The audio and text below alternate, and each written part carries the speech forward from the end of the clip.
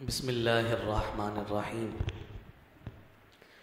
نحمدہ ونصلی ونسلم علی رسولہ الکریم اما بعد۔ معزز سامعین گرامی قدر، آج 24ویں تراویح ہے اور 28ویں پارے کی ابتدا سے ہماری تلاوت کا آغاز ہوگا۔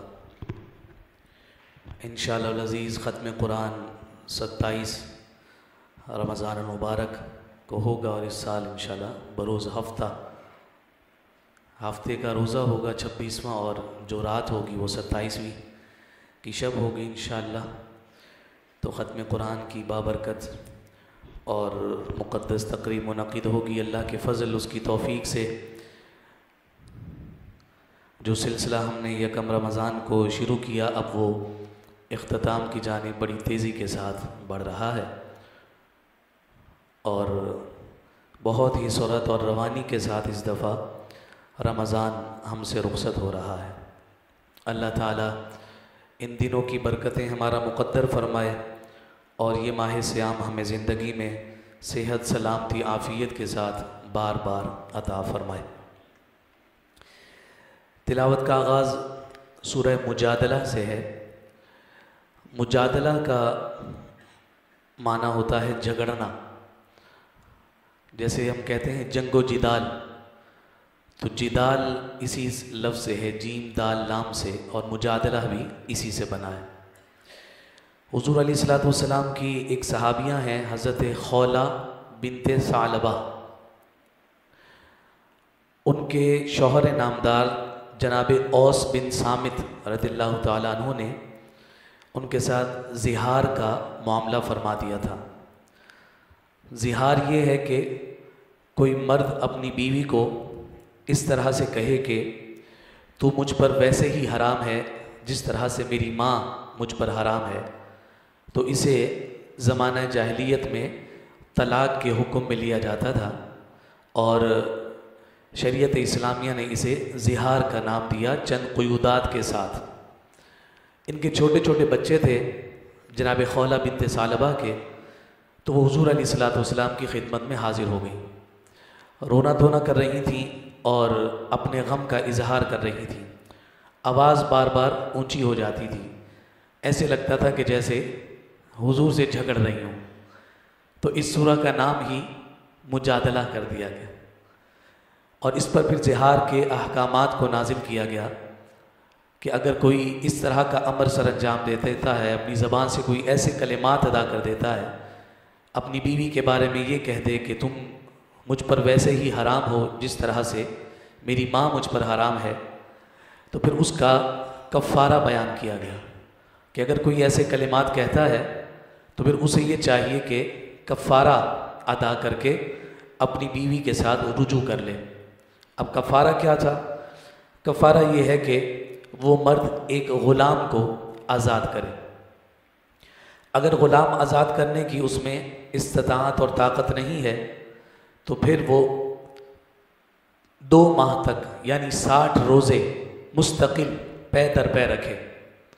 بوڑھا ہے، نہیں رکھ سکتا، تو اب پھر اس کو حکم ہے کہ 60 مساکین کو پیٹ بھر کر کھانا کھلائے، تو اس کے ذریعے سے اس کا یہ زہار اس سے رفع ہو جائے گا، اور عورت اس پر پہلے کی طرح حلال ہو جائے گی۔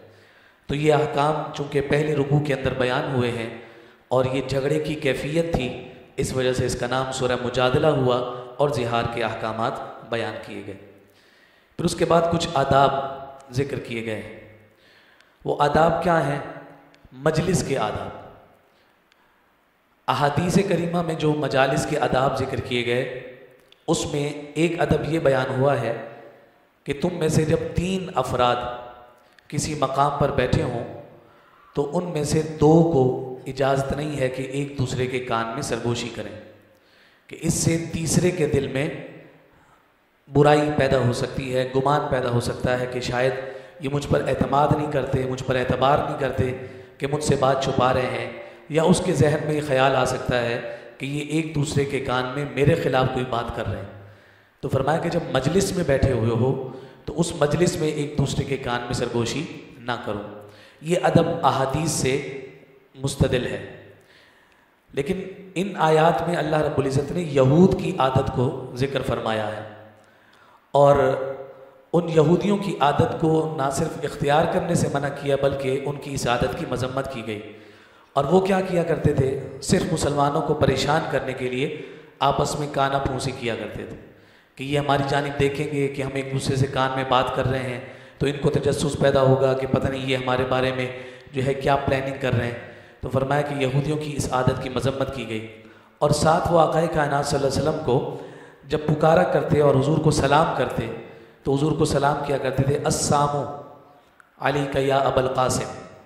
تو اس کی بھی مذمت کی گئی کہ اپنے مسلمان بھائیوں کو کسی ایسے کلمات کے ساتھ سلام مت کرو کہ جس میں معنی کا فرق پیدا ہوتا ہو۔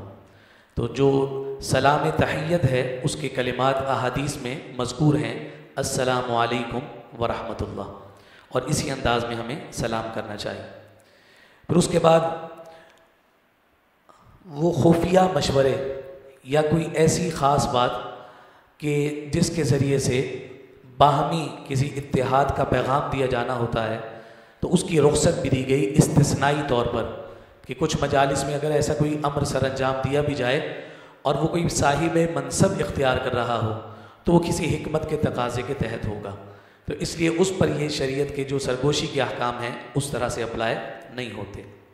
ان تمام کو ذکر کرنے کے بعد ایک دستور مجلس رسول کا ذکر کیا گیا، ایک ادب مجلس رسول کا بیان ہوا۔ اذا ناجیتم الرسول فقدموا بین یدی نجواکم صدقہ، ایمان والوں سے کہا گیا کہ جب تمہیں رسول کائنات صلی اللہ علیہ وسلم کی پاک بارگاہ میں حاضر ہونے کی ضرورت پیش آ جائے تو تم اس بارگاہ میں حاضر ہونے سے پہلے صدقہ کر کے جایا کرو۔ اب جو مالدار صحابہ تھے وہ تو اس عمل کو اختیار کر رہے ہیں، جو فقراء اور مساکین صحابہ تھے جن کے پاس مال کی فراوانی نہیں تھی ان کے لیے ایک بہت بڑی آزمائش ہو گئی کہ حضور کی بارگاہ میں حاضری کا شوق کس کو نہیں ہوگا؟ ہر ایک کو ہوگا، لیکن اب یہ صدقہ کرنے کا حکم آ گیا، تب حضور کی خدمت میں حاضر ہو گیا اور اس کہنے لگے یا رسول اللہ یہ تو بڑی سخت پابندی ہو گئی۔ تو اس پر یہ آیت کی جو تلاوت ہے یہ تو منسوخ نہیں ہوئی، اس کی تلاوت کی جاتی ہے، لیکن اس آیت کا جو حکم ہے وہ منسوخ کیا گیا کہ تلاوت ہوتی رہے گی تاکہ قیامت تک لوگوں کو پتہ چلتا رہے کہ بارگاہ مصطفیٰ کا ادب رب کی بارگاہ میں کتنا ہے، اور پھر رب ذوالجلال نے اپنے محبوب کے غلاموں کی رعایت کی وجہ سے اس تلاوت کو تو قائم رکھا تاکہ جب جب پڑھی جاتی رہے بارگاہ کا ادب ملحوظ رہے، اور ساتھ رعایت دے کر حکم اس لیے اٹھا لیا کہ سارے مصطفیٰ کی بارگاہ سے فیض یاب ہو سکے۔ تو یہ آیت بھی آج کی تلاوت ہے۔ پھر اس سورہ کے آخر میں حزب اللہ اور حزب الشیطان دو گروہوں کا تذکرہ کیا گیا ہے، اور اس میں سے سعادت مندی حزب اللہ کو میسر آئی اور شقاوت مندی جو ہے وہ حزب الشیطان کے مقدر میں آئی، اس کی تفصیل یہاں بیان کی گئی۔ اس کے بعد اگلی سورت سورۃ الحشر ہے، مدنی سورت ہے، اس کی دوسری آیت میں الحشر کا لفظ ہے، اس وجہ سے یہ سورہ حشر کہلائی۔ ابتدا میں اللہ رب العزت نے اپنی تسبیح و تقدیس کی بیان کرنے کا تذکرہ فرمایا ہے کہ چرند پرند آسمان زمین اور فرشتے کس انداز میں اللہ رب العزت کی تسبیح بیان کرتے ہیں۔ یہ ساری تفصیل ذکر کرنے کے بعد خاص طور پر مدینہ کے یہودیوں کا یہاں ذکر کیا گیا ہے۔ یہ مدینہ میں یہود کافی عرصہ سے قیام پذیر تھے یثرب میں، اور انہوں نے اپنی حفاظت کے لیے بڑے بڑے اور مضبوط قلعے تعمیر کر رکھے تھے۔ معاشی وسائل کے اعتبار سے بھی یہ لوگ انتہائی مستحکم اور مضبوط تھے، اور اس معاشی مضبوطی کا اثر یہ تھا کہ انہوں نے مدینہ کے کمزور لوگوں کو سود دے کر انہیں اپنے جال میں جکڑ کر رکھا ہوا تھا، سود پر مال دیا ہوا تھا اور لوگ ان کے ماتحت اور ان کے زیر سایہ تھے، اور وہ جیسا چاہتے تھے شہر کی پالیسی بناتے تھے، جیسا چاہتے تھے لوگوں کا استحصال کرتے تھے، جیسا چاہتے تھے قانون اور قاعدہ بنا دیا کرتے۔ آقا کائنات صلی اللہ علیہ وآلہ وسلم تشریف لائے تو ریاست مدینہ کا قیام ہوا، تو یہود کسی طرح سے بھی اس کو قبول کرنے کے لیے آمادہ اور تیار نہیں تھے۔ ان پر دو حشر بپا ہوئے ہیں، اس صورت نے ذکر کیا۔ ایک تو حشر وہ جو ہے عالم حشر کا ہے، دو حشر یہاں یہ بپا ہوئے کہ اول میں انہیں مدینہ المنورہ سے دھکیل کر خیبر کی جانب پھینکا گیا، اور پھر کہا کہ پھر خیبر سے بھی ان کو نکال کر شام کی جانب روانہ کر دیا۔ آج بھی اگر آپ غور اور فکر کریں تو فلسطین میں جو یہودیوں نے مظالم ڈھا رکھے ہیں، اور اس وقت جو اپنے جس کانسیپٹ اور جس تصور کی بنیاد پر وہ آگے بڑھنے کی کوشش کر رہے ہیں، جس کو وہ نام دیتے ہیں گریٹر اسرائیل کا، اس میپ کو اور اس نقشے کو دیکھیں تو وہ وہاں سے چلتے ہیں اور اس مدینہ المنورہ کی سرزمین تک وہ کہتے ہیں کہ یہاں تک ہم آئیں گے اور یہ سارا علاقہ اسرائیل کا ہوگا۔ اور خیبر میں جو ان کو مار پڑی تھی، اور خاص طور پر خیبر کا جو قلعہ جناب علی المرتضیٰ شیر خدا رضی اللہ تعالیٰ عنہ کے ہاتھ پر فتح ہوا تھا، اس کا درد اور اس کا زخم انہیں آج بھی ہے۔ اور آج بھی جب وہ پروٹیسٹ کر رہے ہوتے ہیں، احتجاج کر رہے ہوتے ہیں، تو پھر وہ پوسٹرز اٹھا کر کہتے ہیں کہ خیبر واز یور لاسٹ چانس، کہ اس کے بعد اب تم کبھی ہم پر غالب نہیں آ سکو گے۔ لیکن اللہ رب العزت کا منشا اور مقصود ہے، جناب امام مہدی کا لشکر تیار ہوگا اور ایک دفعہ پھر یہود مٹائے جائیں گے اور اسلام کا انشاءاللہ غلبہ ہوگا۔ ان پر جو حالت اور ان کی جو تذلیل کی گئی، اس کو قرآن نے بڑے خوبصورت انداز میں ذکر کیا کہ جناب کہتے تھے ہم بڑے مالدار لوگ ہیں، دیکھو کیسے ان کو مار پڑی ہے کہ جناب لڑ بھی نہیں سکے، اپنے گھر چھوڑ کر بھاگے۔ اور پھر وہ مال کی محبت کا عالم ذکر کیا گیا کہ اب یہ دیکھو کہ بڑے بڑے گھر بنا کر یہ فخر کرتے تھے، اب اسی کے گارڈر اپنے کندھوں پہ اٹھا کر بھاگے جا رہے ہیں اور اپنا علاقہ چھوڑ کر جا رہے ہیں۔ اور پھر پیچھے جو ساری زمین پر جو قبیلہ بنو نضیر کی جانب حضور نے جو ہے پیش قدمی فرمائی تھی، وہ لوگ جب وہاں سے بھاگے تو وہاں بہت سارا مال مسلمانوں کے ہاتھ آیا۔ چونکہ جنگ کے بغیر مال ہاتھ آیا تھا تو اس مال کو کیا کہتے ہیں؟ مال فے۔ لڑ کر جو حاصل ہوتا ہے اسے مال غنیمت، اور جو بغیر لڑے حاصل ہو جائے اور دشمن بھاگ جائے اسے مال فے کہا جاتا ہے۔ یہاں مال فے کے حوالے سے ذکر کیا گیا، سورہ انفال میں حصے تقسیم ہوئے تھے، کس کو کتنا دینا ہے، خمس کس کا ہے، سواری پر مجاہد جو ہے اس کا حصہ کتنا ہے، پیدل مجاہد کا حصہ کتنا ہے، وہ ساری تفصیل وہاں تھی۔ اب مال فے کیسے تقسیم ہوگا، یہاں اس کا حکم ذکر کر دیا گیا کہ مجاہدین میں سے اس میں کسی کا حق نہیں ہے، یہ اللہ اور اس کے رسول کی مرضی پر ہے، وہ جس کو چاہیں جیسے تقسیم فرمائیں۔ چونکہ لڑے نہیں ہیں نا مجاہدین، تو اس کا اللہ رب العزت نے اپنے اور اپنے محبوب کے اختیار میں رکھا کہ اس مال فے کو وہ جہاں چاہیں گے کہ یہاں بہتر انداز میں استعمال ہو سکتا ہے تو اللہ کے رسول وہاں اسے استعمال کریں گے۔ اب جب وہ مال فے جمع ہوا، مدینہ المنورہ میں مال آیا، آقا کائنات صلی اللہ علیہ وسلم نے انصار کو بلایا۔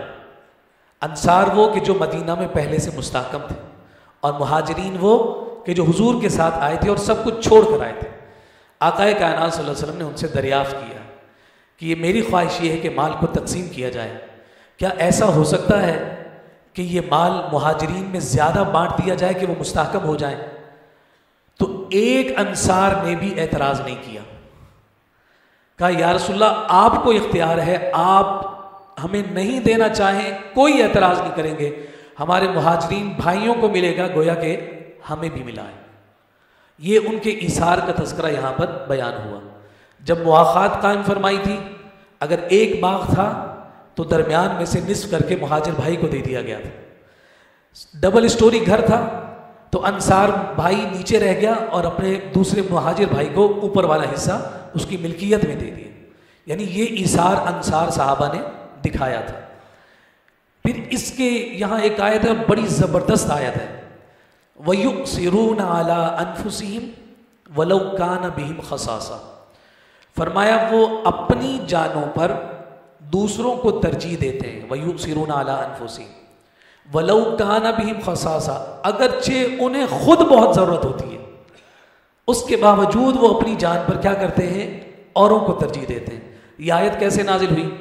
جناب سیدنا ابو ہریرہ رضی اللہ تعالیٰ نے اس کو روایت کر رہے ہیں، اور روایت کرتے ہوئے کہتے ہیں کہ ایک دن کائنات کے تاجدار صلی اللہ علیہ وسلم کی خدمت میں ایک صحابی آئے اور انہوں نے آ کر عرض کی یا رسول اللہ کھانے کو کچھ نہیں ہے اور آپ میری مدد فرمائیے۔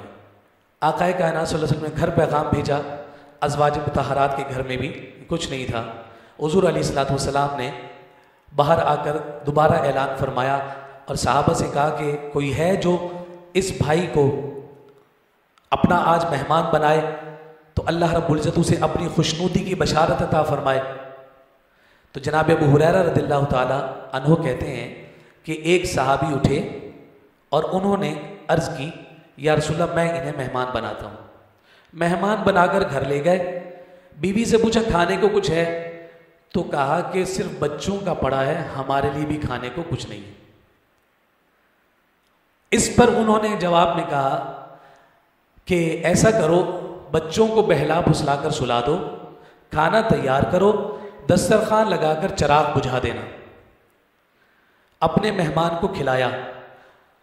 غیب کی خبریں رکھنے والا نبی اپنے غلاموں سے کیسے بے خبر ہو سکتا ہے؟ ابو ہریرہ رضی اللہ تعالیٰ عنہ کہتے ہیں کہ دوسرے دن فجر کی نماز میں وہی چراغ بجھا کر اپنے مہمان کو کھانا کھلانے والا وہ صحابی جب حضور کی بارگاہ میں آیا تو حضور مسکرا رہے تھے، اور آقا کائنات صلی اللہ علیہ وسلم نے دریافت کیا یہ رات تم نے کیا کیا ہے؟ تو انہوں نے سارا ماجرا بیان کیا۔ تو پھر یہ آیات نازل ہوئی کہ طلب اور حاجت انہیں بھی تھی، لیکن اپنی جان پر اپنے مسلمان بھائی کو اہمیت دی اور فوقیت دی اور اس کی ضرورت کو پورا کیا۔ اس سورہ مبارکہ میں اس کا بھی تذکرہ ہے۔ پھر اس کی آخری جو آیات ہیں اس میں اللہ رب العزت کے اسماء حسنہ کا تذکرہ ہے۔ رب ذوالجلال کا جو ذاتی نام ہے وہ تو ہے اللہ، اللہ کا ذاتی نام کیا ہے؟ اللہ، اور صفاتی نام بے شمار، ستار، وہاب، رزاق، غفار، تواب، یہ سارے اللہ رب العزت کے صفاتی نام ہیں۔ اور اس سورہ کے آخر میں بہت سارے صفاتی نام ذکر کیے گئے، مؤمن، مہیمن، عزیز، جبار، متکبر، یہ سارے کے سارے بیان ہوئے۔ یہاں ہمارے صوفیاء نے ایک بڑی خوبصورت بات ذکر کی ہے۔ کہتے ہیں کہ بندے کو جب کوئی بھی حاجت ہوتی ہے نا، کوئی ضرورت پیش آتی ہے، وہ اپنے رب سے لو لگاتا ہے تو وہ اسی طرح سے اپنے رب کو پکارتا ہے۔ یعنی یہ گناہ گار ہے، اس کو اپنے گناہوں پر جب ندامت ہو گئی تو اب وہ رب کو کہتا ہے یا غفار مجھے معاف کر دے، یا غفار میری مغفرت کر دے۔ کسی کے رزق میں تنگی آ جاتی ہے تو پھر وہ اپنے رب کو اسی صفت کے ساتھ پکارتا ہے، یا رزاق میرے رزق میں اضافہ کر دے، یا رزاق میرے رزق میں اضافہ کر دے۔ اس طرح کہا کہ کسی کو توبہ کرنی ہوتی ہے تو وہ کہتا ہے یا تواب میری مغفرت کر دے، مجھے میری توبہ قبول کر لے۔ کسی سے گناہ ہو جاتا ہے اور وہ چاہتا ہے کہ یہ لوگوں کے سامنے نہ کھلے، میری عزت بچی رہے، تو کہتا ہے یا ستار، یا ستار میرے عیب پر پردہ ڈال کر رکھنا۔ یہی ہوتا ہے نا۔ صوفیہ فرماتے ہیں کہ جب بندہ اپنے رب کو جس صفت کے نام سے پکارتا ہے اس کی وہ صفت خاص اس بندے کی جانب متوجہ ہو جاتی ہے۔ وہ اسے غفار کہتا ہے، رب غفار بن کر اس کی مغفرت کرتا ہے۔ وہ اسے رزاق کہتا ہے، اس کی شان رزاقی اس کی جانب رزق کے دروازے کھول دیتی ہے۔ وہ اسے تواب کہتا ہے، وہ 1000 گناہوں کے باوجود اس کی توبہ کو قبول کر لیتا ہے۔ وہ اسے جواد کہتا ہے، وہ اسے مال بھی دیتا ہے اور سخاوت کی دولت بھی عطا کرتا ہے۔ جس صفت سے پکارتا ہے رب کی وہی صفت متوجہ ہوتی ہے۔ لیکن فرمایا جب کوئی بندہ اپنے رب کو یا اللہ کہتا ہے، رب کی ساری صفات اس بندے کی جانب متوجہ ہو جاتی ہے۔ یہ اسم اعظم کی برکت ہے، اللہ کے ذاتی نام کی برکت ہے۔ اسی لیے تو کہا الا بذکر اللہ تطمئن القلوب، سن لو خبردار، اللہ کے ذکر میں ہی قلوب کا چین اور قرار ہے۔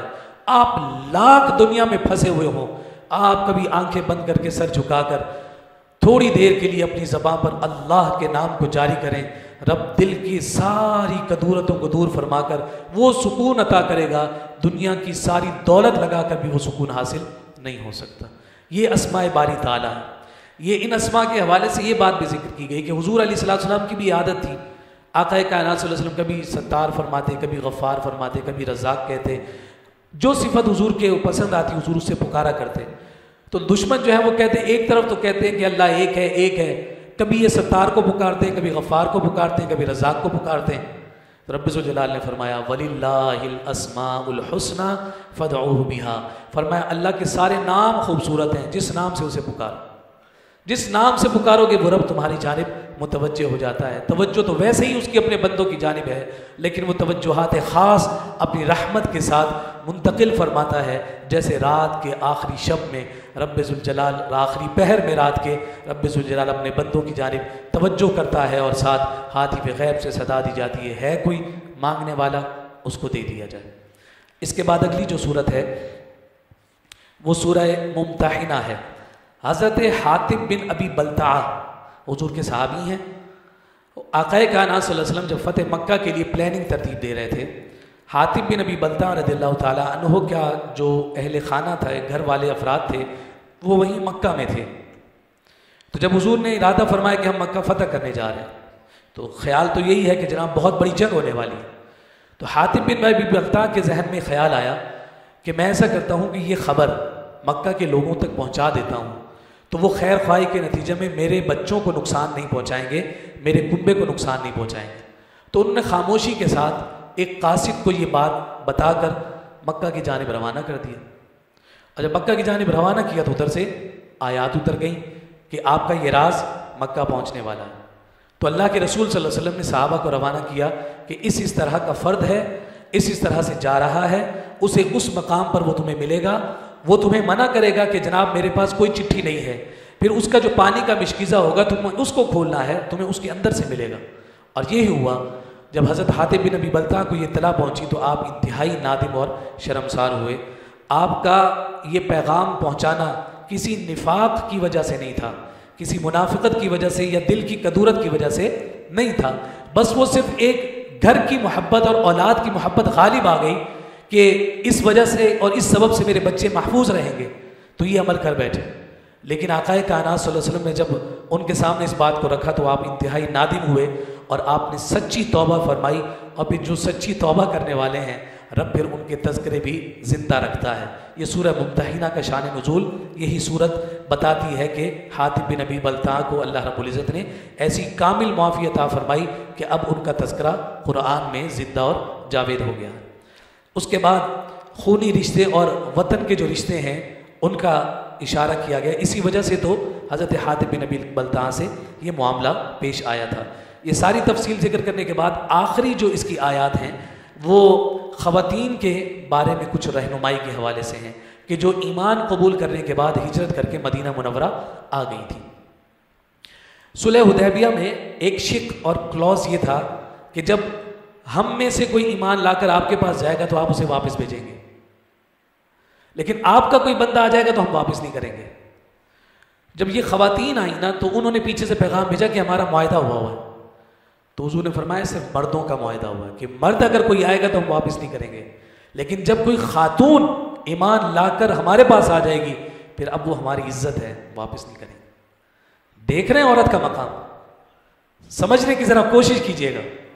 اللہ کے رسول صلی اللہ علیہ وسلم معاہدات کے اتنے پاسدار ہونے کے بعد، لیکن مومن عورت کی شان حضور کی نظر میں کتنی ہے، دوبارہ دشمن کے حوالے نہیں کرنا۔ حضرت ابو طفیل رضی اللہ تعالیٰ عنہ حدیبیہ کے موقع پر سگنیچر ابھی تک نہیں ہوئے تھے، زنجیروں میں جکڑے ہوئے حضور کے پاس آ گئے تھے، پورے جسم جو ہے وہ خون سے لہو لہان تھا، زخمی تھا، دشمن سے چھوٹ کر آ گئے تھے اور کہنے لگے یا رسول اللہ بڑی مشکل سے آپ کے پاس پہنچا ہوں۔ حضور نے فرمایا تیرے امتحان کے دن اور باقی ہیں، واپس جا، ہم معاہدہ کر چکے۔ اور پیچھے سے جب ان کو لینے کے لیے لوگ آئے تو ان سے کہتے ہیں اب میری زنجیریں اور بیڑیاں کھول دو، اب میں کہیں نہیں بھاگوں گا۔ انہوں نے کہا بھائی تو دروازے توڑ کر بھاگا ہے، اب کیسے نہیں بھاگے گا؟ کہا پہلے تمہارا غلام تھا، اب اپنے رسول کے فرمان کا غلام ہوں، اب جب تک رسول چاہیں گے میں برداشت کروں گا، اف بھی نہیں کروں گا۔ لیکن ایک عورت آ جائے تو آقا کائنات فرمائیں یہ معاہدہ مردوں کا ہوا تھا، عورت کا نہیں، عورت اب ہماری عزت ہے، مومن عورت ہے، معمولی عورت نہیں رہی ہے، یہ عام عورت نہیں ہے، یہ مصطفیٰ کریم صلی اللہ علیہ وسلم کا کلمہ پڑھنے والی عورت ہے۔ ہر گھر کے اوپر غلاف نہیں ہوتا، غلاف ہے تو کعبۃ اللہ پر، اس لیے اس گھر جیسا کوئی گھر نہیں ہے۔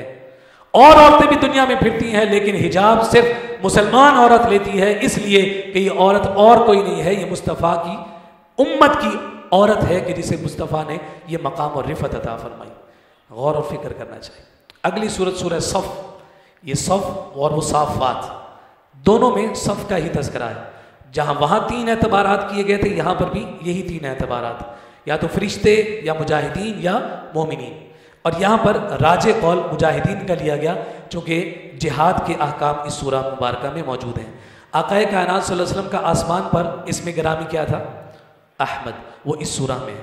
مبشرا برسول یاتی من بعد اسمہ احمد، کیونکہ آقا کائنات صلی اللہ علیہ وسلم نے فرمایا کہ میں دعائے خلیل بن کر آیا ہوں اور میں نوید مسیحا بن کر آیا ہوں، کہ خلیل کی دعا ہوں میں اور عیسیٰ علیہ السلام کی خوشخبری ہوں۔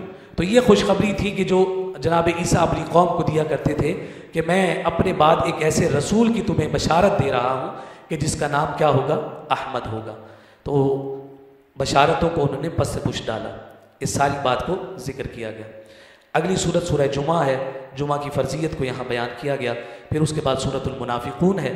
اچھا، منافقون کی آغاز میں آیات کا استدلال دیکھیے. اذا جاءک المنافقون، جب آپ کے پاس آئیں منافق. غور کیجیے گا. قالوا، اور وہ آ کر کہتے ہیں، نشہد، ہم گواہی دیتے ہیں، انک لرسول اللہ، کہ بے شک آپ اللہ کے رسول ہیں. یہ کون آ کر کہہ رہا ہے؟ منافق کہہ رہے ہیں. رب ذوالجلال کیا فرما رہا ہے؟ واللہ یعلم انک لرسول، بے شک اللہ جانتا ہے کہ آپ اللہ کے رسول ہیں. ان کو گواہی کھانے کی ضرورت نہیں، لیکن رب آپ کو ایک بات بتاتا ہے. کیا؟ واللہ یشہد ان المنافقین لکاذبون، اللہ گواہی دیتا ہے یہ منافق جھوٹ بول رہے ہیں، اوپر اوپر سے بول رہے ہیں، دل سے نہیں بول رہے ہیں. ان کی بات مت مانیے. یہ اسلوب آپ کو ملے گا کہ قرآن؟ یہ کون سا حکم؟ یہ صرف محبت رسول کا حکم اور کچھ نہیں اس میں. وہ آ کر کہہ رہے ہیں ہم گواہی دے رہے ہیں کہ آپ اللہ کے رسول ہیں. رب کہتا ہے تمہاری گواہی کی ضرورت نہیں ہے، میں رب ہو کر کہہ رہا ہوں ہاں آپ اللہ کے رسول ہیں، اور میں رب ہو کر یہ گواہی دیتا ہوں کہ یہ جھوٹ بول رہے ہیں، صرف زبان سے بول رہے ہیں، دل سے نہیں مان رہے. لیکن جنہوں نے دل سے مانا، پھر فرمایا وَإِذَا قِيلَ لَهُمْ آمِنُوا كَمَا آمَنَ النَّاسِ، جب ان سے کہا جاتا ہے کہ ویسے ایمان لے کر آؤ جیسے یہ لوگ ایمان لے کر آئے صحابہ، تو کہتے ہیں ان دیوانوں کی طرح ایمان لے کر آئیں. قرآن کہتا ہے الا انہم هم السفہاء، یہ جو ان کو دیوانہ کہہ رہے ہیں وہ خود دیوانے ہیں. ان کے ایمان جیسا کسی کا ایمان ہی نہیں ہو سکتا. ہم نے تو ان کو ایمان کا معیار بنا دیا ہے. کوئی سچا بننا چاہتا ہے ایسا ہو جائے، رب اسے قبول کر لے گا. فرق کر دیا، واضح فرق کر دیا. ایک طرف صحابی جب صدق کے دل سے قربان ہو گیا تو رب ذوالجلال کہتا ہے اس جیسا مومن مجھے چاہیے. اور منافق آ کر گواہیاں دے کر کہے، انکا بھی کہے، لام تاکید کا لگا کے کہے کہ اللہ کا رسول ہیں آپ، اور رب آیت نازل کر کے کہے جھوٹ بولتے ہیں، اوپر سے کہتے ہیں، دل سے نہیں کہتے. تو یہ نفاق کا ایک کھلا دروازہ بیان کیا گیا.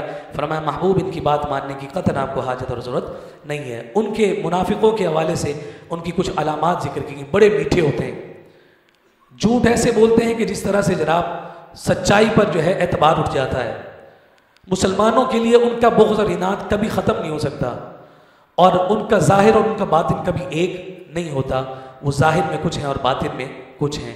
یہ ساری باتیں ذکر کرنے کے بعد یہ سورہ مبارکہ بھی اپنے اختتام کو پہنچتی ہے. اگلی سورہ سورہ تغابن ہے، نقصان اٹھانے کا دن. تغابن کا معنی نقصان اٹھانا، اور قیامت کے دن کو ذکر کیا گیا. کون اٹھائے گا نقصان اس دن؟ ظاہر سی بات ہے کفار اور گناہ گار. گزشتہ اقوام کا تذکرہ کیا گیا اور یہ ساری تفصیل یہاں مکمل ہوئی. ما اصاب من مصیبت الا باذن اللہ، تمہیں جو بھی مصیبت آتی ہے وہ اللہ کے اذن سے ہی آتی ہے. بندہ جب یہ جان لینا کہ یار یہ پریشانی میرے رب کی طرف سے، وہ پریشانی پھر اسے تکلیف نہیں دیتی. اللہ تعالیٰ عمل کی توفیق عطا